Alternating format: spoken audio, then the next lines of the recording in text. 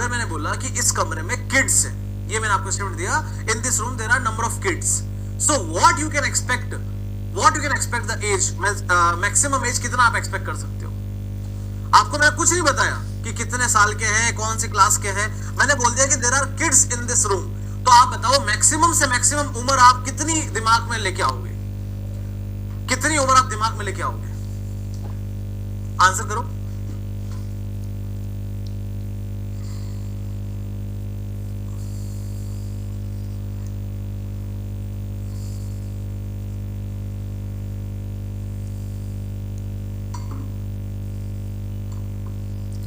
अगर मैं बोल देता हूं कि there are kids in the room,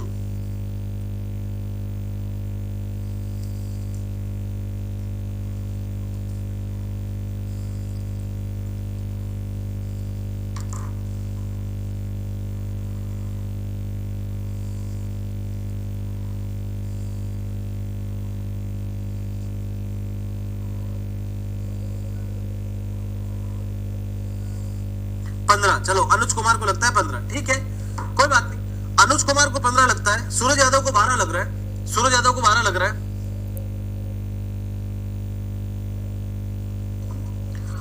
Suraj Yadav को 12 लग रहा है, अनुज कुमार को 15 लग रहा है। अब मैं आपसे वापस सवाल पूछता हूं, ठीक है, दोनों का आंसर ठीक है, दोनों का आंसर ठीक है। अब मैं आपसे पूछता हूं कि in this room only adults are there, या सभी लोग बुजुर्ग लोग हैं यहाँ पे, इस रूम में बुजुर्ग लोग हैं यहाँ पे। अब आप बताओ आपके दिमाग में क्या आ रही है उम्र, मैंने बोल दिया इस रूम में किड्स नहीं है, ओनली बुजुर्ग है। अब आपके दिमाग में मैक्सिमम से मैक्सिमम उम्र कितनी आती है? लो, संदीप के दिमाग में तो 8 आया है, किसी के 5 आया है। अब ये बताओ कि मैंने बोल दिया कि बुजुर्ग है इस कमरे में, इसका अब आपके दिमाग में क्या आएगा कि सब लोग 60 से तो ऊपर ही होंगे, 70 के आसपास होंगे। तो जैसे ही मैंने बोला कि कोर्स मिक्स है, मतलब बुजुर्ग का मिक्स है, इसका मतलब एमएससी की वैल्यू मैक्सिमम एज आपके दिमाग में अपने आप एक बड़ा नंबर आ गया। जैसे मैंने बोला कि फाइन मिक्स है, किड्स का मिक्स है, आपके दिमाग में उसी एमएससी की वैल्यू अपने आप ही कम हो गई, automatically it will become 12 and automatically it become what 70। इसने बोला कि मैक्सिमम साइज ऑफ एग्रीगेट की वैल्यू मिनिमम हो जाएगी अगर एफएम कम होगा, मैक्सिमम साइज ऑफ एग्रीगेट की वैल्यू मैक्सिमम चली जाएगी अगर एफएम ज्यादा हुआ। क्लियर है? अब बात समझ में आई सारी? देखो 70 बोला है मोहित पाराशर ने।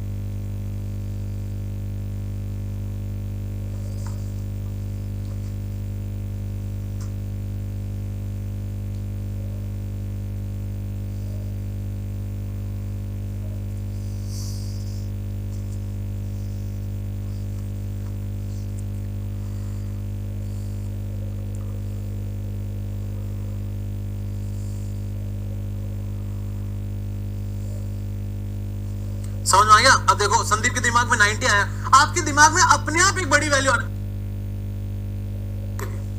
Let us do a question. Sieve size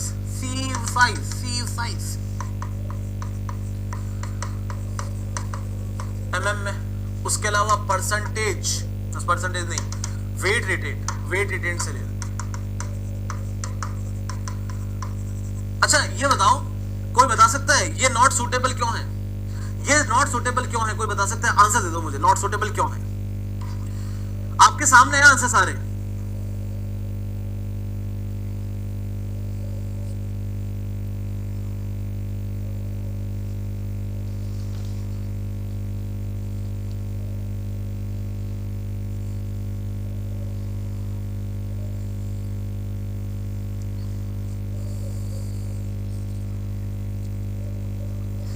बताइए वो नॉट सूटेबल क्यों है? आप खुद ही अपना आंसर दे दो।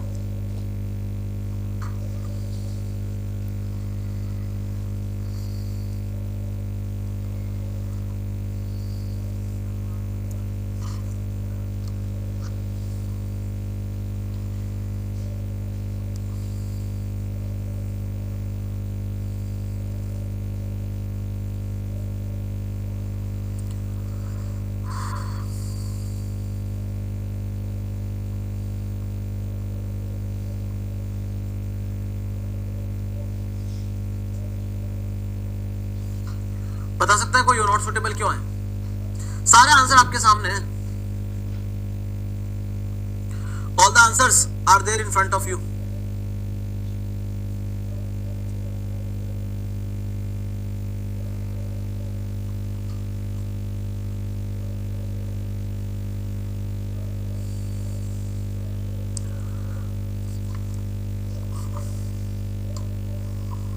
Very good, very good Suraj Yadav. जैसे ही FM 3.2 से बड़ा हुआ मतलब बहुत ज्यादा बड़ा है, मतलब कि कोर्सनेस क्या है, बहुत ज्यादा है। अब कोर्सनेस ज्यादा है, कोर्सनेस अगर ज्यादा हुई, कोर्सनेस ज्यादा हुई तो वर्केबिलिटी तो आएगी, लेकिन एंड ऑफ द डे तो इसी से काम है ना, आखिर में तो स्ट्रेंथ से ही माथापड़ी करनी है। वर्केबिलिटी तो क्या है, शुरुआत के आधे घंटे गेम है, it's a game of only और matter of only initial 15 minutes, 20 minutes, 30 minutes, उसके बाद कुछ नहीं। चलो सवाल ले लो एक, बिल्कुल सही बात है। सरफेस एरिया इंक्रीज नहीं कर जाएगा, सरफेस एरिया डिक्रीज कर जाएगा, सरफेस एरिया डिक्रीज कर जाएगा। जितना बड़ा पार्टिकल होता है सरफेस एरिया उतना ही डिक्रीज कर जाता है।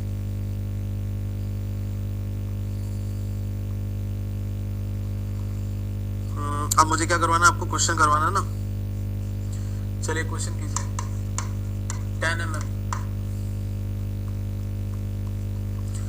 10 mm, 4.75 mm, 2.36 mm, 1.18 mm, 600 micron, 600 micron, 300 micron and 150 micron, 150 micron। अब क्वेश्चन का डेटा कहाँ है? एक तो क्वेश्चन खो जाता है मेरे से।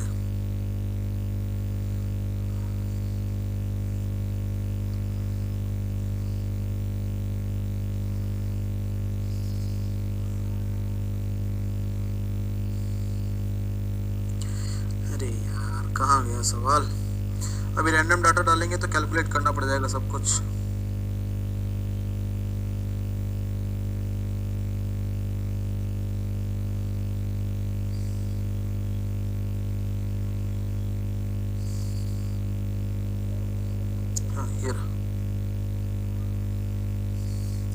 जीरो इन ग्राम्स, ठीक है।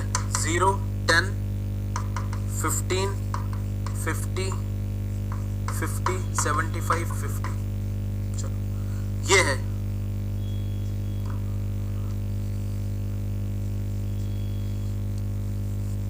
हाँ आपकी बात भी सही है नेहा शर्मा, आपकी बात भी सही है कि जितना ज्यादा एग्रीगेट होगा, कोर्स एग्रीगेट होगा, सेग्रीगेशन के चांस भी बढ़ेंगे। बिकॉज अभी तक हमने सेग्रीगेशन पढ़ा नहीं है, इसलिए मैंने इस बात को बोला नहीं, लेकिन आपकी बात सही है,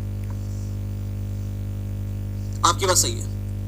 बट यहां जो मैं आंसर सुनना चाह रहा था that is related to strength, but आपकी बात सही है, ठीक है, आपने गलत नहीं बोला। ओनली बिकॉज वो टॉपिक अभी तक आया नहीं इसलिए मैंने उसका नाम नहीं लिया। चलो आइए देखते हैं। तो सबसे पहले तो आपको इस क्वेश्चन से यह समझना चाहिए कि हमें जो सीव सेट चाहिए होता है, whatever the sieve set required to calculate the fineness modulus, very unique sieve set चाहिए होता है। फर्स्ट ऑफ ऑल हमें 80 mm से 150 माइक्रोन की सीव सेट चाहिए होती है। We require the sieve set in between 80 mm to 150 micron, 150 micron in geometric progression, in geometric progression. What is geometric progression? Then that means next sieve should have the half of the previous sieve approximately. See, next sieve is approximately half, next sieve is approximately half, next sieve is approximately half, next one approximately half, next one approximately half, next one approximately half. Sir इसमें तो 80 से है ही नहीं। In this question there is nothing starting from 80। अरे तो कोई बात नहीं। Why nothing is starting from 80? Because all the particles are lesser than 10. Then why to put 80? जब सारे 10 से छोटे हैं तो 80 लगा के क्या करूंगा, उससे तो छोटे आएंगे ही। It means what I can also conclude from here. This is what MSA and this is what NMSA. ये भी मुझे यहां से पता चल गया। अब यहां आपको देख के ये भी पता चल रहा है कि if the maximum size is 10 mm only, इसका मतलब इसमें ज्यादातर लोग कौन होंगे? फाइन मिक्स होगा। जो सोचो ना, बड़ी से बड़ी उम्र ही क्या है, 10 साल है, तो बच्चे ही होंगे। तो देख लो, yes maximum size are what? Finer mix. इसका मतलब इसके एफएम की वैल्यू क्या आएगी? कम आएगी, 3 पॉइंट के आसपास नहीं आएगी, 3 के आसपास नहीं आएगी, उससे भी कम आएगी। इतना तो आपने पहले ही कंक्लूड कर दिया। इतना तो आप क्वेश्चन देख के ही पहचान गए, सॉल्व करने की जरूरत नहीं है। Now only value need to be solved. चलो वैल्यू सॉल्व करते हैं, वैल्यू सॉल्व करते हैं। What is the total number, what is total, कितना हो गया ये? 150 और 90, 150, 150 और 90, 240, 250, 250 ग्राम्स। अगर ये 250 ग्राम्स है तो परसेंटेज रिटेन कितना आया? परसेंटेज रिटेन कितना आया? 0, 0, 4, 6%, 20%, 20%, 30%, 20%. This is a percentage retain. Now cumulative retain. Now we need to calculate cumulative retain.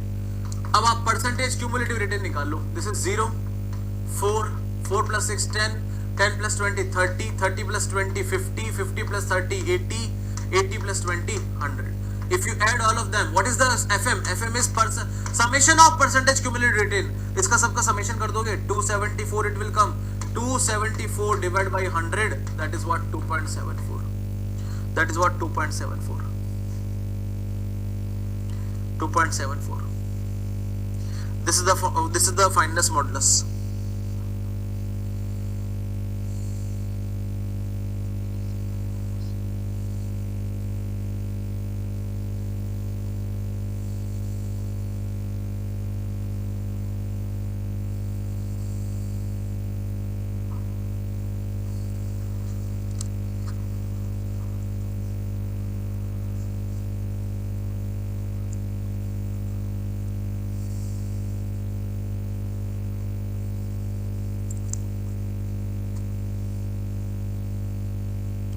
Clear है? अब बात ये आती है, आपको समझ में तो आ गया, क्वेश्चन तो समझ में आ गया, आंसर कैसे निकालना है वो भी समझ में आ गया, बट अब बात ये आती है, नाउ द स्टेटमेंट और now the thing arises in your mind is, मेरे तो आ रही है, अब आपका पता नहीं कि आखिर ये 2.74 क्या है। What is this 2.74? सर ये फाइनेंस मॉडुलस है, बात तो ठीक है, फाइनेंस मॉडुलस है, लेकिन यहां पे क्या शो कर रहा है 2.74? What this 2.74 is showing you? Is it mm? Is it percentage? Is it ratio? What it is? It is just a number. It is just a number which you start counting from the bottom. Start counting from the bottom. This is the first number, second number, third number. In between somewhere this it will exist 2.74. ये नीचे से गिना हुआ वो number है जहां पे आके अटक गया, wherever it will stuck, that is only the mean size of aggregate. Let us say 500 micron. So this 500 micron, it means 500 micron is mean size of aggregate. Is mean size of aggregate. Let us say the answer is 3. Just imagine the answer is 3. It means the mean size of aggregate is 600 micron. इसका मतलब अगर मैं एक मुट्ठी aggregate उठाऊं तो मुझे average size क्या मिलेगी? 600 माइक्रोन मिलेगी। मतलब वो जो बच्चों वाला कमरा था ना,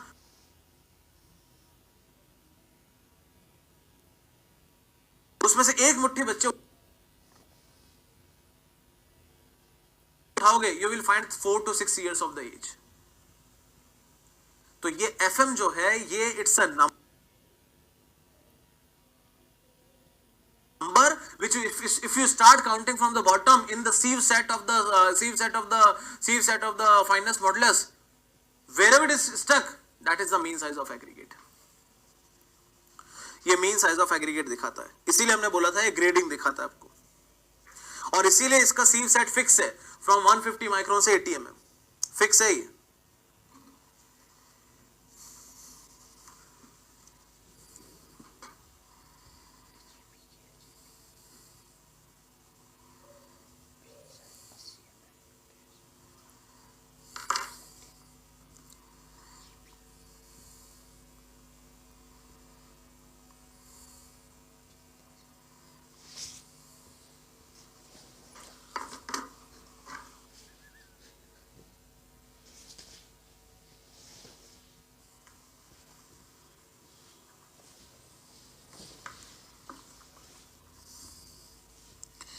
क्लियर है कि नहीं है?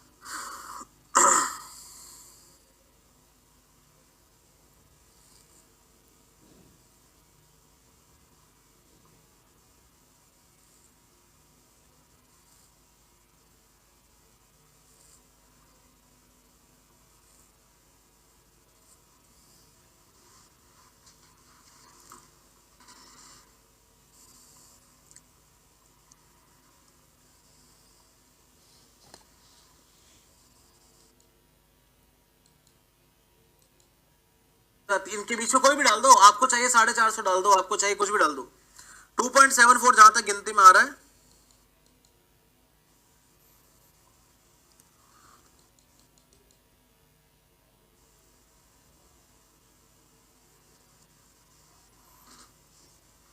Right on question number 2।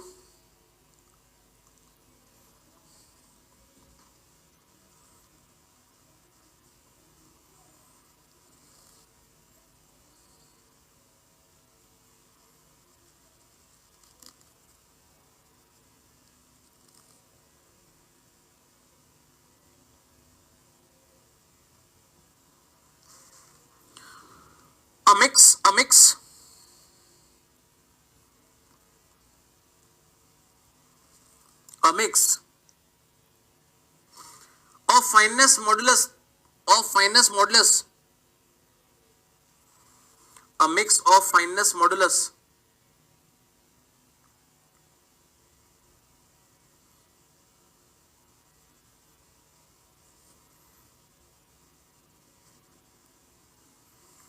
a mix of fineness modulus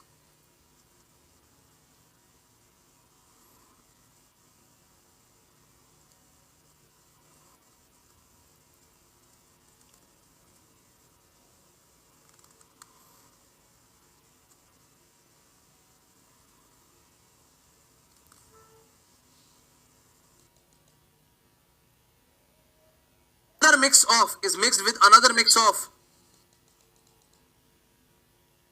to create this modulus, you know,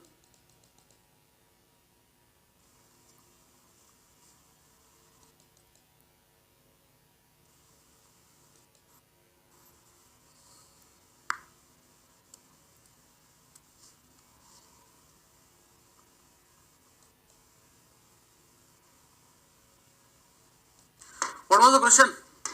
एक मिक्स है जिसका एफएम है, लेट अस से मिक्स ऑफ ए, एफएम है इसका 3 और दूसरे मिक्स का एफएम है 2.2। हमको एक नया मिक्स बनाना है जिसका एफएम होना चाहिए कितना 3। तो बता रहे हैं कि कोर सेग्रीगेट कितना लेना है, how much coarse aggregate to be taken. First of all you should know out of these two which is the coarse aggregate. 100% this is the coarse aggregate, this is what fine aggregate. ये क्यों है coarse aggregate? Because it has the better value of FM. Let us say इसका x value लेता हूं, इसका x value लेते हैं, x value of 3, x value of finance modulus 3 added with 1 minus x value of fineness modulus 2.2 divided by total value should give the result into 2.74 should give the result into 2.74. This is what the question we have taken. The mixed problem you might have seen in the environment engineering. So इसका मतलब है 3x plus 2.2 minus 2.2x is equal to 2.74. इसका मतलब ये हो गया 0.8x is equal to 2.74 minus 2.2. तो यहां से x की वैल्यू निकाल लेते हैं. We need to calculate 2.74.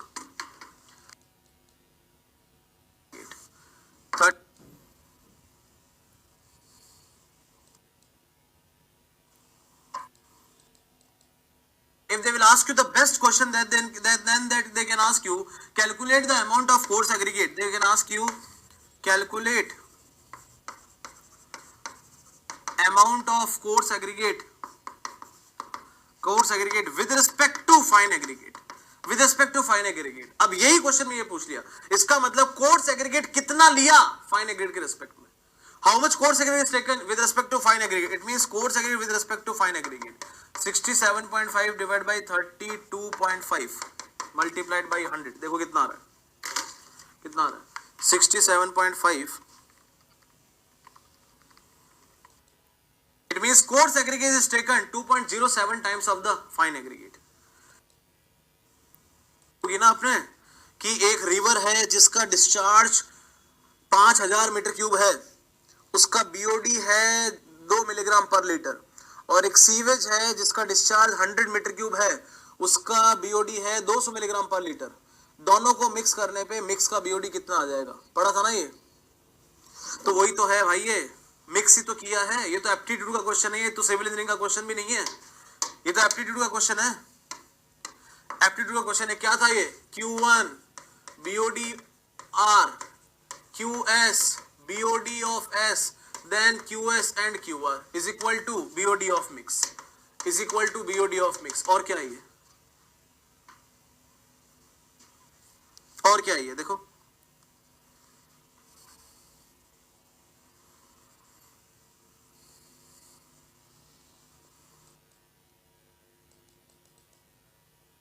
की वैल्यू निकाल ली, आ गया 67.5%। अब बताइए नदीम अब्बास जी,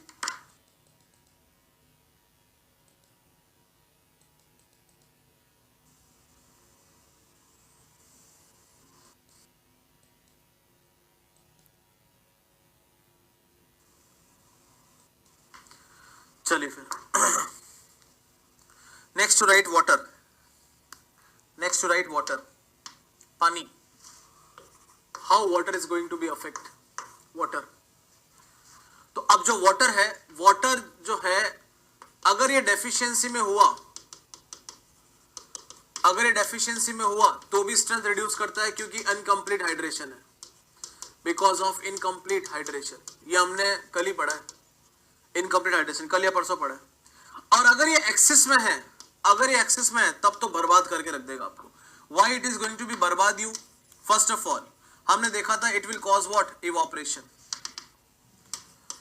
it will cause what, evaporation.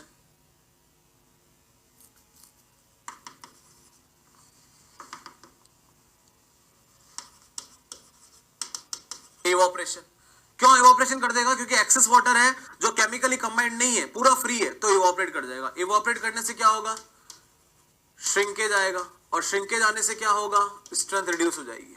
चलो दूसरा, एक्सिस अगर पानी हुआ तो क्या कर जाएगा, ब्लीडिंग कर जाएगा। ब्लीडिंग का मतलब क्या होता है, the water will come at the top surface, water will come at the top surface. इससे भी क्या हो जाएगी, स्ट्रेंथ रिड्यूस हो जाएगी, क्योंकि कंक्रीट कंक्रीट ही नहीं रहेगा। Why the concrete will not remain concrete, because something, some most important ingredient came out of the concrete. Excess water segregation कर जाएगा, सेग्रीगेशन से भी क्या होती है, स्ट्रेंथ रिड्यूस होती है। क्यों सेग्रीगेट कर जाएगा, why the segregation will occur, because axis water will remove the cement paste from the aggregate. अब सोचो ना, एक एग्रीगेट के चारों तरफ सीमेंट पेस्ट लपटा हुआ था, over a single aggregate, all around the cement paste was, late us से, lubricated. Now you put excess of the water, that will got washed out. It means aggregate अलग हो गया, सीमेंट पेस्ट अलग हो गया, सेग्रीगेशन। ब्लीडिंग का मतलब क्या होता है, लिखा देता हूं। Bleeding means water come out at top surface, top surface. ऐसा क्यों होता है, क्योंकि वाटर का डेंसिटी कितना होता है, ओनली 1000। सीमेंट का डेंसिटी 3.15 स्पेसिफिक होता है, अपने कोर्स एग्रीगेट का स्पेसिफिक 2.65 होता है, यहाँ का स्पेसिफिक कितना है, ओनली 1, सबसे हल्का है, ऊपर आगे बाहर निकल के। सेग्रीगेशन का मतलब क्या होता है,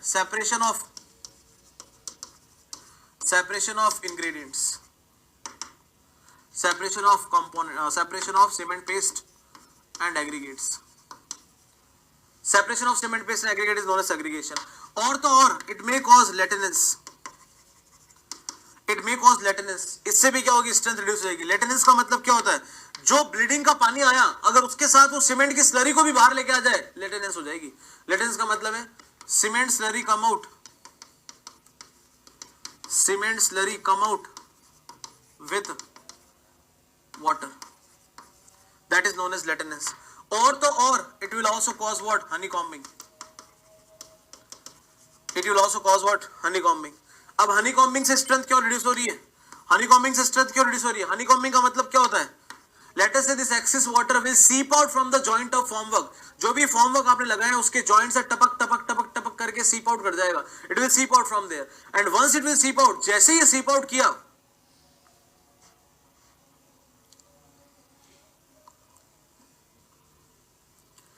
जैसे ही सीप आउट किया, once it will get seep out, अब पानी फिर से बाहर चला गया, अपना इंग्रेडिएंट बाहर चला गया, वहां पे स्ट्रेंथ डेवलप नहीं होगी, बड़े बड़े holes, entrapped air void form हो जाएंगे, उसको बोलते हैं honeycombing. Honeycombing means if excess water seeps out,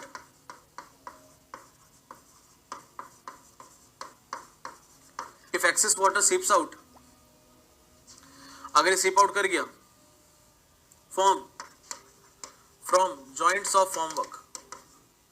joints of formwork that portion left with entrapted air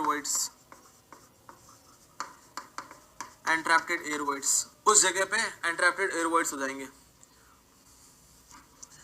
Neha Sharma, आपको इतना टिपिकल फॉर्मूला नहीं याद करना पड़े, इसीलिए आपको अच्छे से शॉर्ट ट्रिक बता दिया।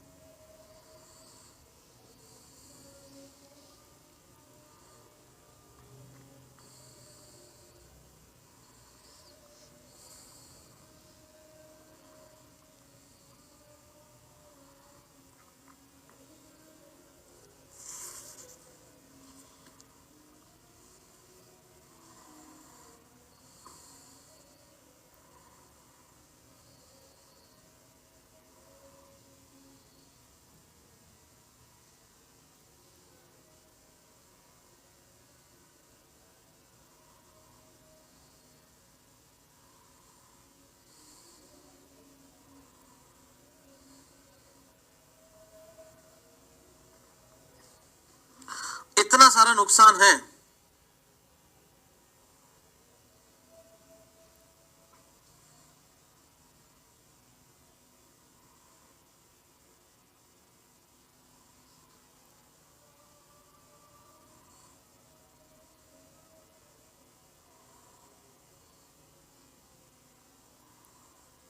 that much problems are associated if you are having the extra water.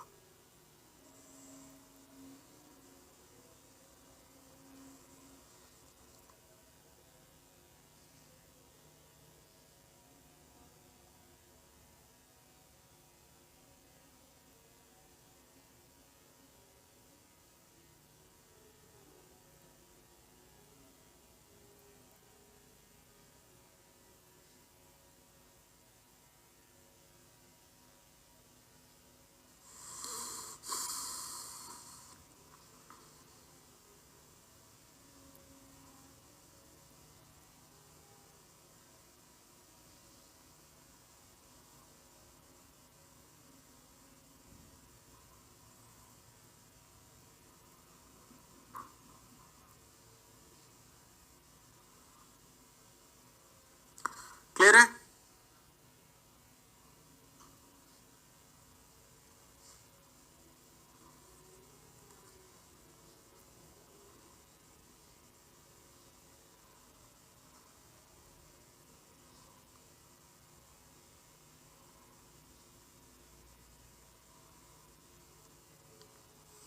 चलिए, अब देखो वाटर की क्या क्या प्रॉपर्टीज होनी चाहिए।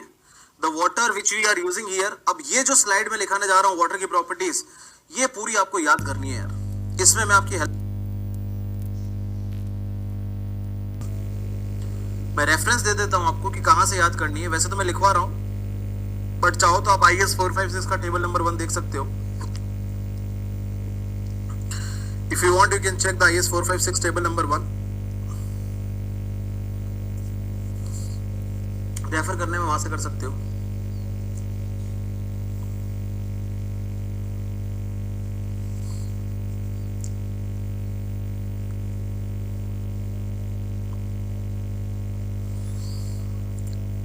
That is what you need to remember. ये बताइए, सी वाटर क्यों नहीं यूज कर सकते? Why we cannot use sea water?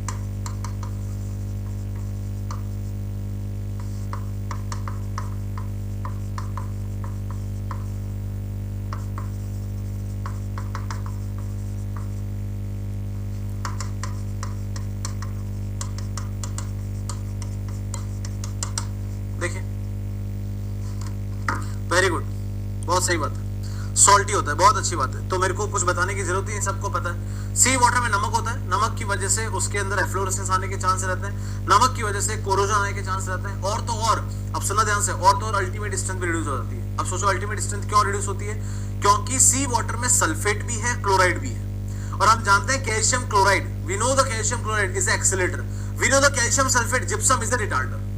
तो एक साइड तो आपके पास में रिटार्डर है और एक साइड आपके पास में एक्सेलेरेटर है एक सेम टाइम पे, तो कंक्रीट कभी भी अल्टीमेट स्ट्रेंथ अचीव नहीं कर पाता। एक बोल रहा तेज काम करो, एक बोल रहा धीरे काम करो, तो concrete is never going to achieve the ultimate strength. तो वो मैं एक पॉइंट पे लिख देता हूं, तब तक आप ये सारी बातें लिख लीजिए।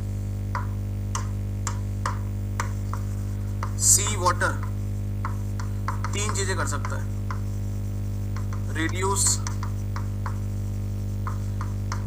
अल्टीमेट स्ट्रेंथ,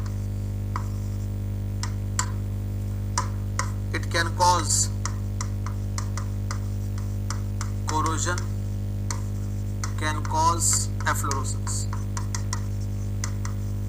अब जो पानी है उसका pH 6 से नीचे नहीं होना चाहिए, ऑर्गेनिक सॉलिड 200 मिलीग्राम पर लीटर ज्यादा नहीं होना चाहिए, इनऑर्गेनिक सॉलिड 3000 मिलीग्राम पर लीटर ज्यादा नहीं होना चाहिए, क्लोराइड 2000 मिलीग्राम पर लीटर ज्यादा नहीं होना चाहिए। बट अगर आप आरसीसी कर रहे हैं, if you are doing using that water for RCC, then chloride must be limited to 500 milligram per liter, suspended solid should not be more than 2000 milligram per liter। Calcium chloride अगर 2% या उससे कम है जब तो accelerator है, अगर 2 से ज्यादा होता है वो रिटार्डर का काम करता है। Similarly sugar up to 0.5, 0.2 not 0.5, up to 0.2% by weight of cement it is a retarder, और मोर देन 2 होते ही ये एक्सीलरेटर काम करेगी। ये दोनों एकदम अपोजिट चीज है। जैसे कल मैग्नीशियम कार्बोनेट था ना, magnesium carbonate by default Slaking करता है, लेकिन जैसे ही अपनी लिमिट ज्यादा आया उल्टा काम करने लग जाता है। Same calcium chloride are by default accelerator, but once you increase the value it will going to do the opposite work। Same कैसे शुगर। फिर जिंक क्लोराइड की प्रेजेंस हमेशा रिटार्डर का काम करती है, लेड नाइट्रेट की प्रेजेंस हमेशा डिस्ट्रॉय कर देती है कंक्रीट को, destructive effect it will इंपार्ट, destructive effect it will इंपार्ट। बिल्कुल सही बात है, कोरोजन की वजह से स्ट्रेंथ आता है, reduce 28 days strength, very good, सबने बिल्कुल वही सब लिखा।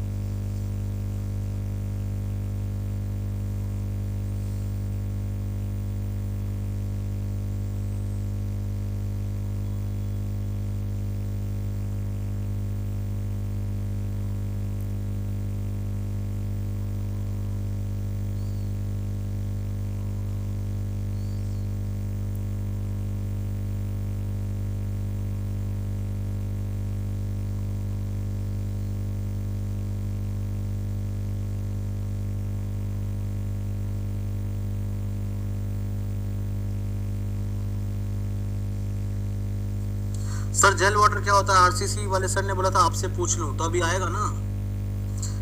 जेल वाटर क्या होता है, वैसे तो आपको मैंने बता दिया, सीएसएच जेल वाली बात, बट फिर भी अभी हम डिटेल में भी देखेंगे जेल के बारे में, we will see in the detail.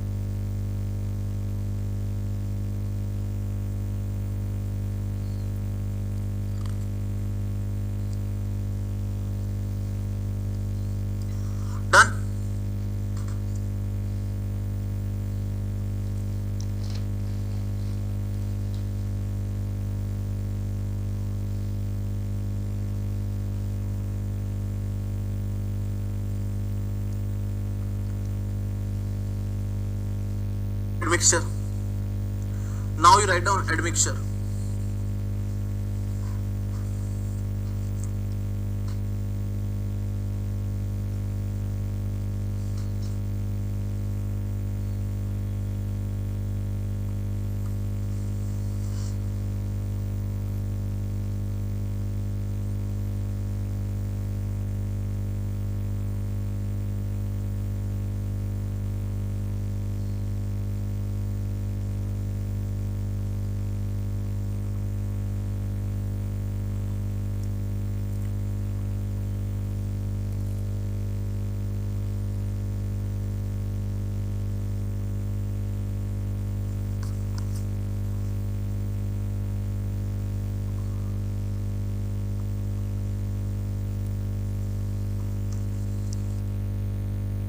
To see that.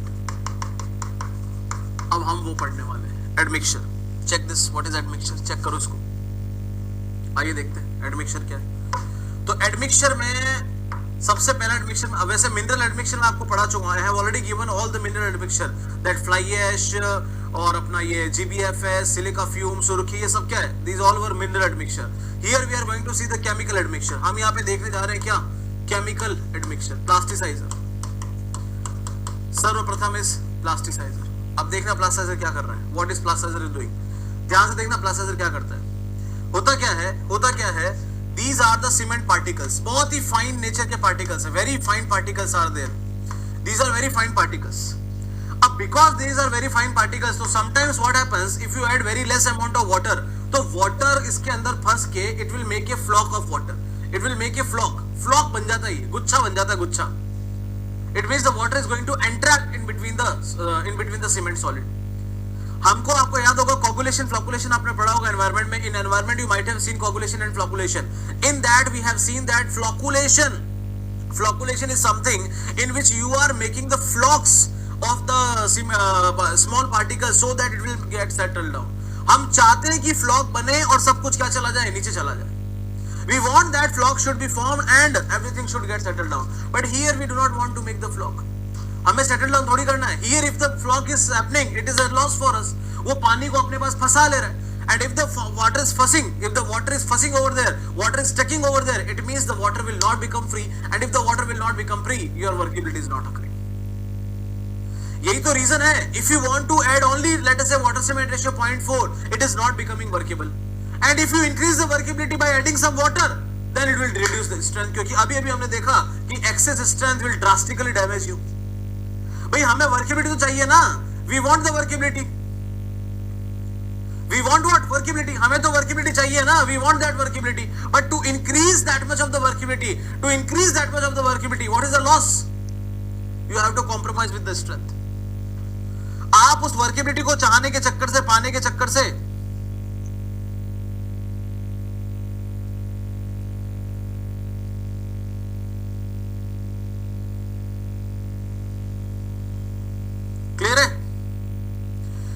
अगर हमने एक्स्ट्रा वाटर ऐड कर दिया, if you add extra water just to increase the workability, you have to compromise with your strength. तो अब हमें ऐसा आइटम चाहिए जो हमें वर्केबल भी बना दे, which will make us workable as well as which will not harm our strength. That item is known as chemical admixture. If you add plasticizer in this, see here now. If you add plasticizer in this, what will happen? It will make the adsorb layer. The plasticizer will be adsorb over the cement particles. These plasticizer will be adsorb over the cement particles. And as per the electric repulsion theory, it will create negative sign over each and everybody. It will create negative, means same charge. And once the same charge will be absorbed, repulsion will occur. And once the repulsion will occur, what will happen? These all particles will go like this. ये सारे particles will become what? दूर. They will become little what? Far from each other. And once they will become far from each other, entire water which was stuck in between now remain free. अब वही पानी जो फंस रहा था वो free हो जाएगा, लेकिन ये adsorb layer अभी भी है. ये adsorb layer are still there. These are still there. It means whatever water you have added, let us say 0.4 only, that 0.4 completely became free, and once it became free, your system will remain workable. अब उतना ही workability के लिए you were suppose to add the extra water, आप extra water मिला रहे थे, अब उसी पानी ने आपका क्या कर दिया, काम कर दिया, लेकिन दीज आर स्टिल एडसॉर्ब। अब होगा क्या, होगा क्या, यही पानी वापस आएगा, एक बार वर्केबल बना दिया, नाउ दिस पानी विल कम बैक, बोला ब्रो चलो रिएक्शन करते हैं, अभी स्ट्रेंथ देने की बारी आ गई, भाई आपको प्लेस करवा दिया, now it's work of hydration, bro work करते हैं, अब ब्रो वर्क ही नहीं कर रहे, bro is not reacting because bro के ऊपर क्या है, लेयर है, that's why rate of hydration is going to reduce. अब मैंने आपको शुरुआत में बताया था रेट ऑफ हाइड्रेशन का रिड्यूस होना कोई बहुत बड़े नुकसान की बात नहीं है। So plasticizer, plasticizer is a deflocculator, is a deflocculator. Why it is a deflocculator? Because it is breaking the floc. So how it is breaking the floc? It is making adsorbed, it is the adsorbed layer of plasticizer. ये adsorbed layer है plasticizer की. What it is creating? It is creating what? Electric repulsion. It is creating what? Electric repulsion. And because of electric repulsion, same charge electric repulsion, it is going to happen. But because of this adsorbed layer only, further what is going to happen? Rate of hydration will reduce. Rate of hydration will reduce. Clear? Repulsion की वजह से क्या हुआ? Repulsion की वजह से क्या हुआ? Defloc हो गया. Deflocculation. Clear? So each and everything we have written in manner. So this is also known as dispersing agent. This is also known as what? Dispersing agent, because it created what? Dispersion. It is also known as retarder because it is going to retard the speed of reaction further, speed of strength development further. That's why it is also known as retarder.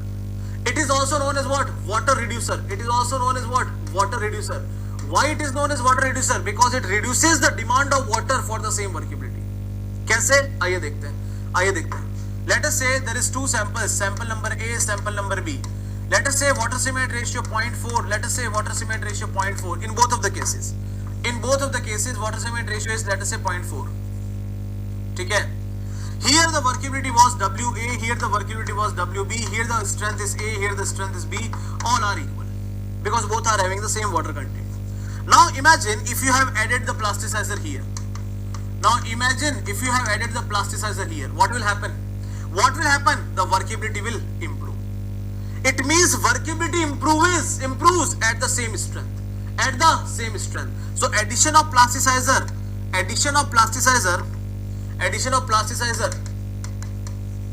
increases workability at same strength. At same strength. I am making it. अच्छा ऐसा नहीं करना पड़ेगा, ऐसा ही करना पड़ेगा. At same strength. अभी देखना दूसरा example. Similar example I am going to give you. Similar example. Again two samples.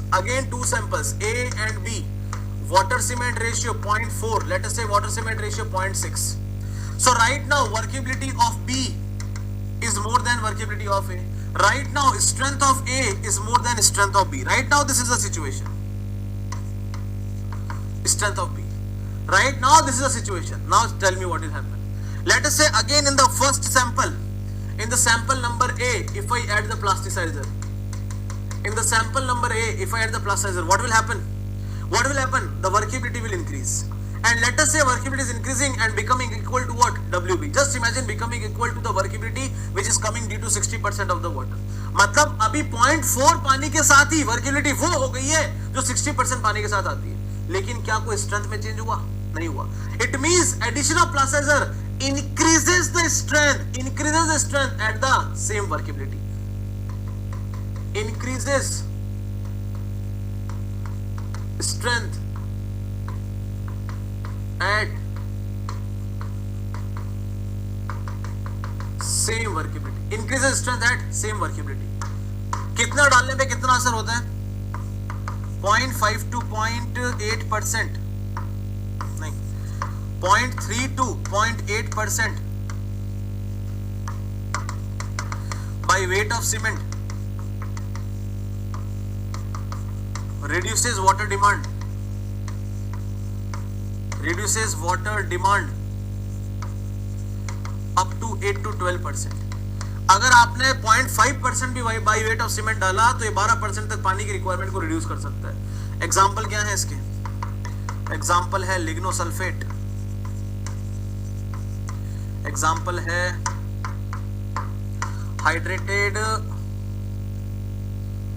Hydrated carboxylic acid,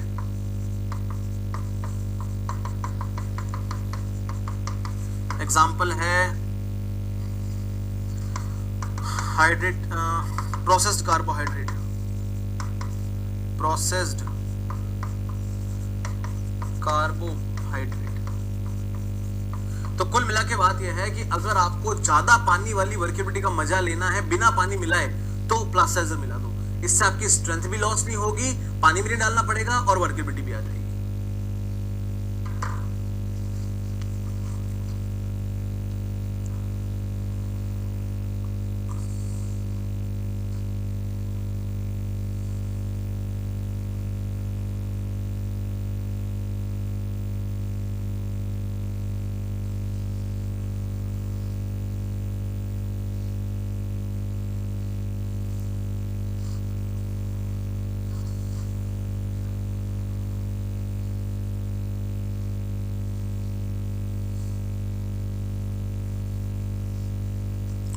समझ में आ गया?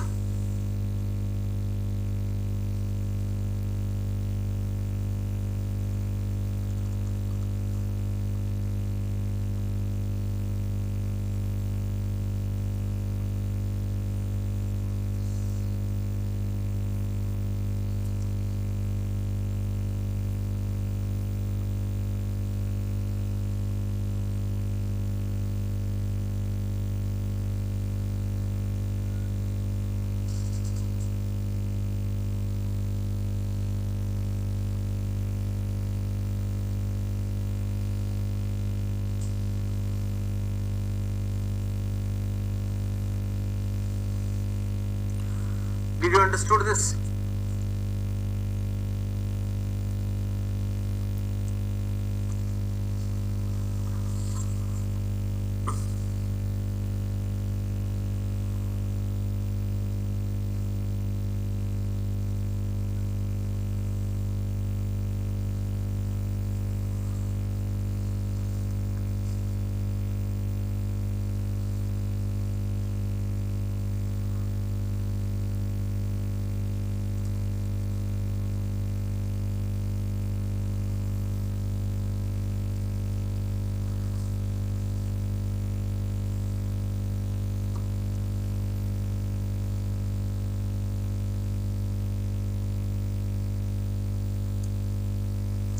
Is everything clear for everybody?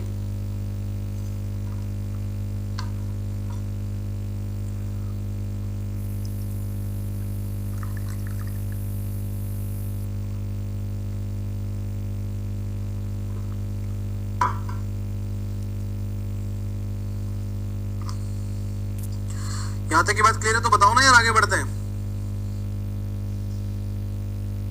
मतलब क्या स्ट्रॉन्ग है? Chemically more strong, nothing more than special, कुछ स्पेशल नहीं है ऐसा, बाकी केमिकली मोर स्ट्रॉन्ग है। सुपर प्लास्टिसाइजर,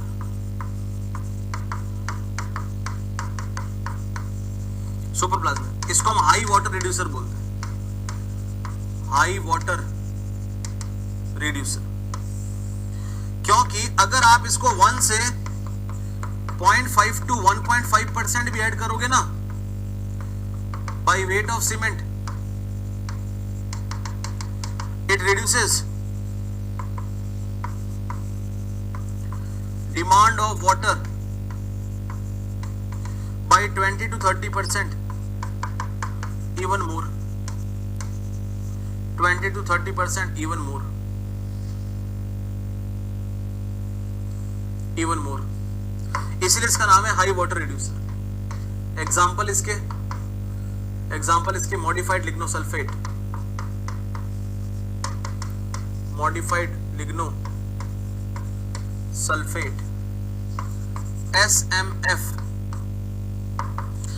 SMF मतलब कि sulpho malign formaldehyde SNF sulpho naphthalene formaldehyde, नाम है बस अलग अलग, CAA कार्बोक्सिलिक एक्रिलिक एस्टर, एक और आता है PCE, सबसे स्ट्रॉन्ग वही है, ये काफी स्ट्रॉन्ग है PCE। इसका नाम क्या है PCE का? पॉलीईथर इसका नाम थोड़ा सा, हाँ लिख लीजिए, मैंने स्लाइड नहीं चेंज की इसलिए मुझे पता है। रिपल्शन एंड डिस्पर्जिंग एजेंट नहीं समझ में आया। रिपल्शन का मतलब है जैसे ही सभी जगह पे नेगेटिव चार्ज हो जाएगा, सेम चार्ज होगा तो रिपल्शन होगा, रिपल्शन दूर दूर हो जाएंगे, दूर दूर होते ही पानी फ्री। और डिस्पर्जिंग एजेंट का मतलब क्या हो, जो चिपका हुआ था उसको डिस्पर्स कर दिया,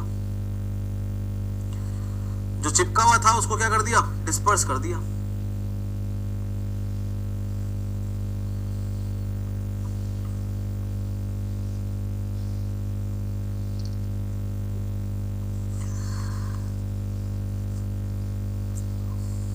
ये क्या पूछ रहे हो? 0.5 to 1.5% by wait of cement means, अरे भाई सुपर प्लास्टर डालना कितना है? अरे ये क्या कैसा सवाल पूछा आपने? अब तक आपने ये तो नहीं पूछा 10% water by wait of cement means what, क्या हुआ उसका मतलब क्या हुआ, ये तो नहीं पूछा आपने। पॉलीथर पॉलीकार्बोक्सिलेट, हाँ बिल्कुल सही बात है, Mohit Para sir correct, polyether polycarboxylate.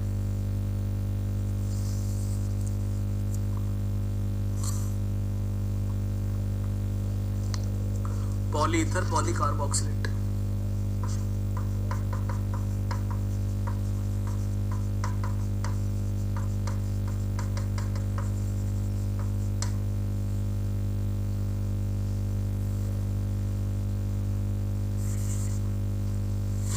Can you proceed now? लिखिए थोड़ा सा फास्ट।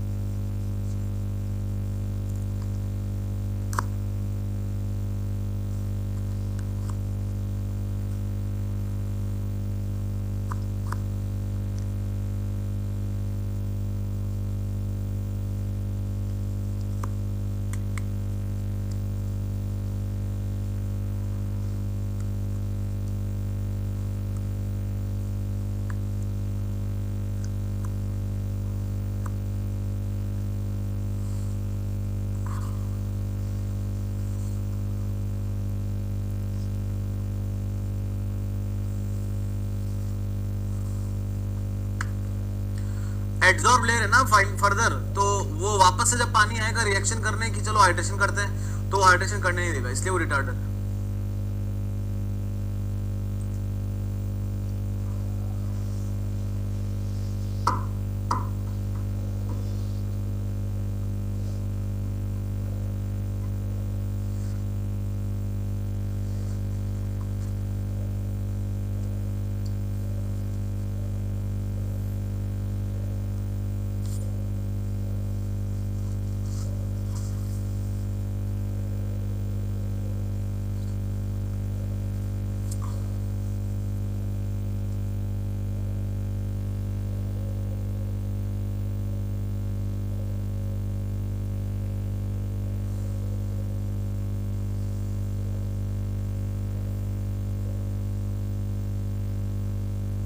अंडरस्टूड?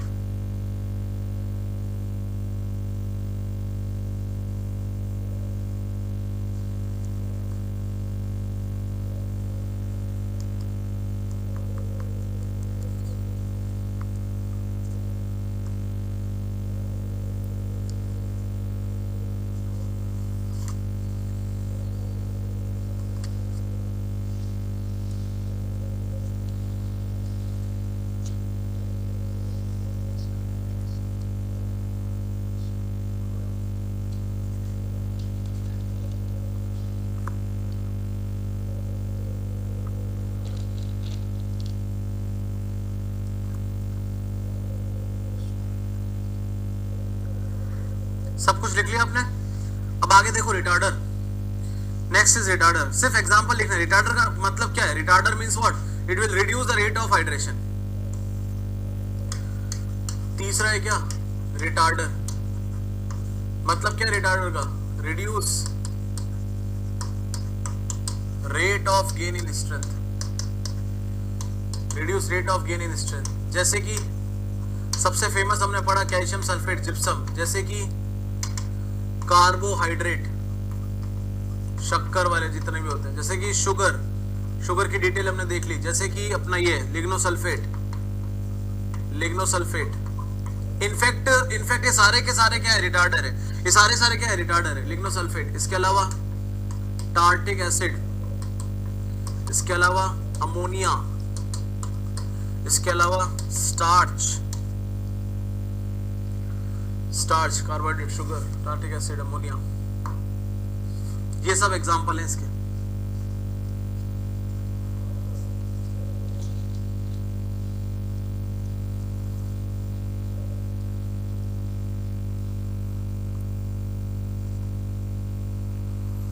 सेलुलोज भी है, सेलुलोज भी लिख सकते हो, सेलुलोज। इसी तरह का एक और आइटम होता है, फोर्थ नंबर, साथ में कर लो इसको, एक्सेलरेटर। एक ही स्लाइड पे करा देता हूं। एक्सेलरेटर क्या करता है? काम को फास्ट करता है। Increase rate of hydration, increase rate of hydration. सबसे फेमस हमने देखा हुआ है क्या? Calcium chloride. सबसे फेमस हमने देखा हुआ है क्या? Calcium chloride. उसके अलावा नमक, NaCl, NaOH, KOH, Na2SO4, K2SO4, paraformaldehyde, formaldehyde. उसके अलावा ट्राई एथिलोअमीन। ये तो सबसे भयंकर है। It is very powerful. इसका 0.06% भी उतना ही काम करता है जितना कि 2% कैल्शियम क्लोराइड का काम करता है, जितना कि 2% कैल्शियम क्लोराइड का काम करता है। नहीं, कल का टाइम सेम नहीं रहेगा। कल का टाइम हम लंच तक पढ़ेंगे बस। कल हम पढ़ेंगे 3 बजे तक, सॉरी 3 बजे मेरी कल दूसरी क्लास है, तो 2:30 बजे तक पढ़ेंगे। 11:30 to 2:30। Tomorrow's time will be 11:30 to 2:30, 3 hours class. वो 2:30 2:45 कर देंगे, उसमें कोई दिक्कत नहीं। कल तो फिर मेरे को भी तो खाना खाना है। 2:30 तक ही रहेगा भैया, 11:30 to 2:30।